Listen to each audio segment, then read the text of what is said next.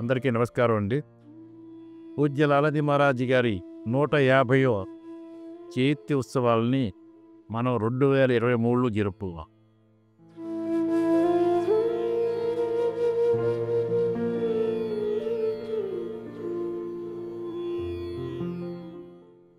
అది మన సహజమార్గ సాంప్రదాయాల్లో ఒక మైల్ స్టోన్ ఈవెంట్ అని, అందుచేత ఈ సందర్భంలో మన సహజమార్గ ప్రత్యేక అంశాలని నొక్కి చెప్పుకోవాలని పూజ్య దాది గారు సహజమార్గ ప్రత్యేక అంశాలు అనేటువంటి సందేశాన్ని ఇచ్చారు.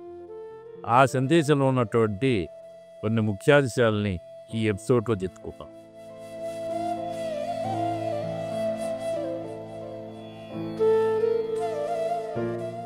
సమతుల్య జీవనం, బ్యాలెన్స్డ్ లైఫ్. ఒక పక్షి 2 రెక్కలతో పైకి ఎగిరినట్లు ఆధ్యాత్మిక ప్రాపంచిక జీవితాలను రెండింటినీ కలుపుకుంటూ వాటిని బ్యాలెన్స్ చేస్తూ జీవించాలని అంటుంది సహజ మార్గం. వాటిలో దేనిని నిర్లక్ష్యం చేయకూడదని, నిజానికి అవి 2 వేర్వేరు కాదని బోధించడమే కాకుండా ఆ బోధనను ఆచరణలో పెట్టడానికి వీలుగా సహజ మార్గ సాధనలు, దశ నియమాలు రూపొందించబడ్డాయంటారు దాజీ.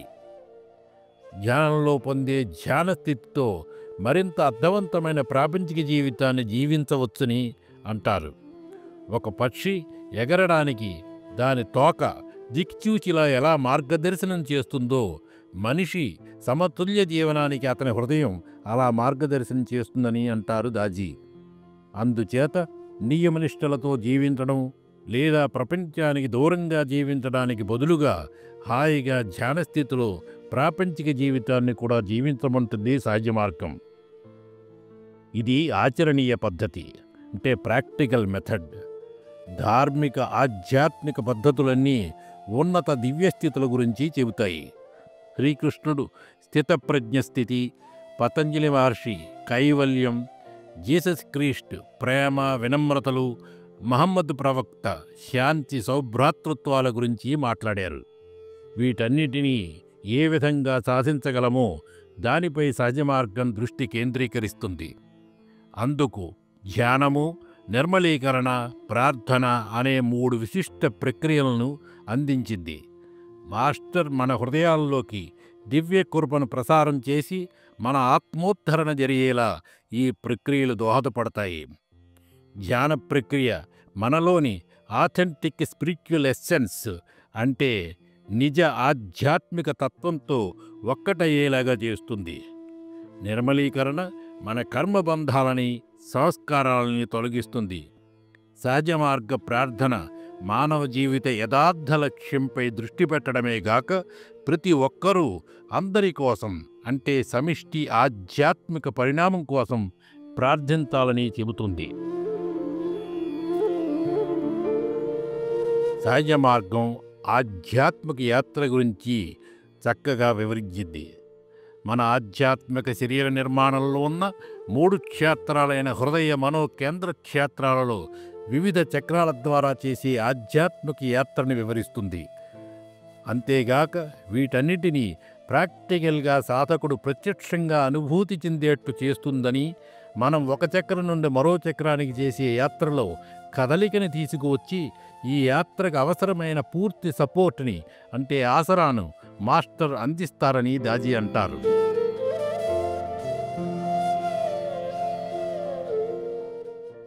దయాళ్ శక్తి, కాల్ శక్తి, ఈ రెండింటి కలయిక మిశ్రమ పద్ధతి సహజ మార్గం. గతంలో ఆధ్యాత్మిక శిక్షణ దయాళ్ శక్తితో కూడిన పద్ధతితో గాని, కాల్ శక్తితో కూడిన పద్ధతితో గాని ఇచ్చేవారు. కానీ సహజ మార్గ పద్ధతిని ఈ దయాళ్ శక్తి మరియు కాల్ శక్తి పద్ధతులను కలిపిన మిశ్రమ పద్ధతిగా రూపొందించారు. అంటే సహజ మార్గంలో ఆధ్యాత్మిక యాత్ర దయాళ్ శక్తి పద్ధతిని, అలాగే రోజూ చేసుకునే శుద్ధీకరణ ప్రక్రియలో కాల్ శక్తి పద్ధతిని అనుసరించడం జరుగుతుంది. యోగిక ప్రాణాహుతి, అంటే ట్రాన్స్మిషన్ని సహజ మార్గానికి చిహ్నమని అంటారు. అది సాధకుని ఆధ్యాత్మిక ఎదుగుదలకు మాస్టర్ వినియోగించే ప్రధాన పరికరం. కాలగర్భంలో మరుగున పడిపోయిన ప్రాణాహుతి విద్యని దివ్యమూలం నుండి భగవత్కృపను ప్రసారం చేయగల సామర్థ్యాన్ని పునరుద్ధరించిన మహనీయుడు సహజ మార్గ ఆదిగురువు పూజ్య లాలాజీ మహారాజ్.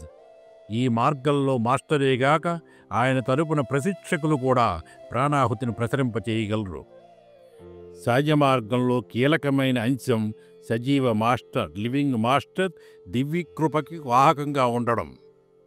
ఆధ్యాత్మిక యాత్రలో పురోగమనానికి సాధకుడు మాస్టర్పై ఆధారపడవలసిన అవసరం పెరుగుతూ వస్తూ ఉంటుంది. ఆ సందర్భాలన్నిటిలోనూ మాస్టర్ సాధకునికి అవసరమైన సపోర్టునిచ్చి అతడు పురోగమించేలా చేస్తారు. సహజ మార్గ ధ్యాన పద్ధతి మనం స్వీకరించే సామర్థ్యాన్ని పెంచుకునేలా చేస్తుంది. అభ్యాసుల పాత్ర చాలా సరళంగా, తిన్నగా ఉంటుంది. ధ్యానం, నిర్మలీకరణ, ప్రార్థనా ప్రక్రియలను పాటించడం ద్వారా మాస్టర్తో అభ్యాసులు సహకరిస్తారు. సాధకుడికి మాస్టర్ పట్ల ఉన్న ప్రేమ, భక్తి వల్ల అతడు సంపూర్ణంగా మాస్టర్లో లయమైనప్పుడు మాస్టర్ అందుకునేవన్నీ సాధకునికి కూడా అప్రయత్నంగానే అందుతాయి. బాబూజీ ఇలా అంటారు, మీరు సి అనుకోండి, మాస్టర్ బి అనుకోండి. సి బిలో లయమైతే బి ఇంతకు పూర్వమే ఏలో అంటే దైవములో లయమయ్యారు కనుక ఇప్పుడు సి కూడా ఏలో లయమైనట్టే కదా అంటారు. అలా లయమయ్యే వరకు మాస్టర్ మనం అందుకునే సామర్థ్యాన్ని బట్టి మనకు తగిన మోతాదులో ఆధ్యాత్మిక లబ్ధిని అందిస్తూనే ఉంటారు.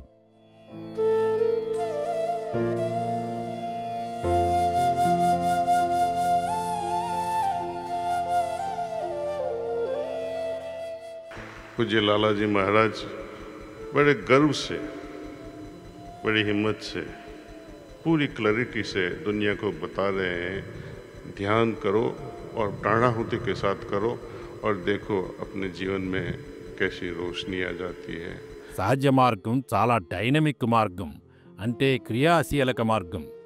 చాలామంది ఇందులోకి తమ వ్యక్తిగత నమ్మకాలతో వస్తారు, ఒక కదలని మనస్తత్వంతో వస్తారు. అది మతపరమైనది కావచ్చు, లేక సైన్స్ పరమైనది కావచ్చు.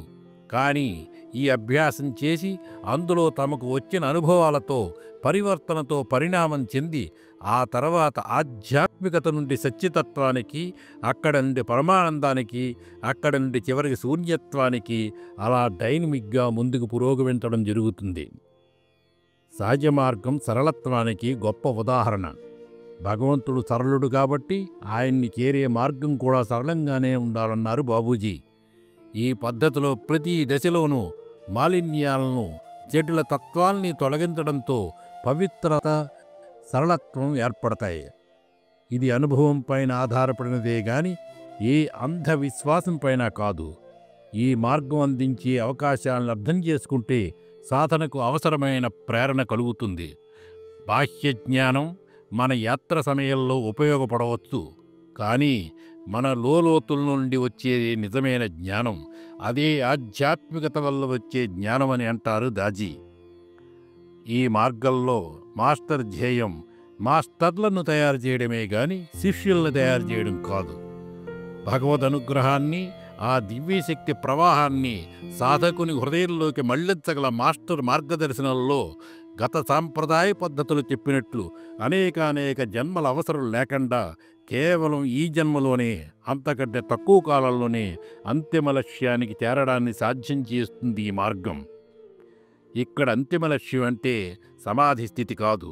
ఎందుకంటే వాస్తవానికి సహజ మార్గంలో మొట్టమొదటి ప్రాణాహుతితోనే కొన్ని మోతాదుల్లో సమాధి అనుభవం కలుగుతుంది. సహజ మార్గ లక్ష్యం భగవంతునితో సంపూర్ణ ఐక్యం. ప్రతి మాస్టరు తన సహచరులు తనను, అలాగే ప్రస్తుతం ఉన్న ఎదిగే అవకాశాలను కూడా దాటేలా కృషి చేస్తూనే ఉండడం వలన ఈ పద్ధతి యొక్క వికాసం ఇలా కొనసాగుతూనే ఉంటుందని దాజీ అన్నారు. 2024 సంవత్సరంలో లాలాజీ మహారాజ్ గారి భండారాలో దాజీ గారి సందేశం గురించి నెక్స్ట్ ఎపిసోడ్ చెప్పుకుందాం. అందరికీ ధన్యవాదాలు.